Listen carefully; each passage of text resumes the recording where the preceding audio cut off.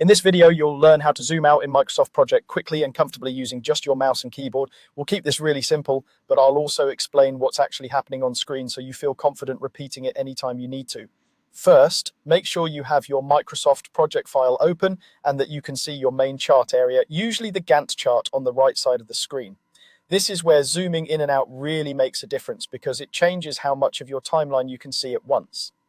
To zoom out using your mouse and keyboard, place one hand on the keyboard and one hand on your mouse. On your keyboard, locate the Control key. On most keyboards, you'll find it in the bottom left corner.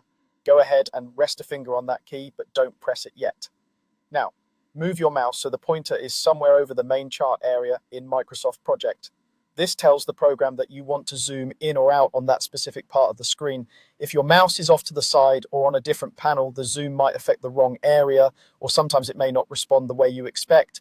Once your mouse is positioned over the chart, press and hold the Control key on your keyboard. Keep it held down the entire time you're adjusting the zoom. While holding Control, use the scroll wheel on your mouse. To zoom out and see a larger portion of your project timeline, slowly scroll the wheel down away from you. As you do this, you should see the timescale adjust, giving you a broader view of your schedule. If you accidentally scroll the wrong way and zoom in instead, don't worry. Just keep holding Control and scroll the wheel in the opposite direction until you reach the zoom level you want. It may take a couple of small adjustments to get it exactly right, and that's completely normal. A helpful tip is to zoom out gradually rather than all at once. Make a small scroll, then pause and see how much of the project is visible. If you still need a wider view, scroll a bit more.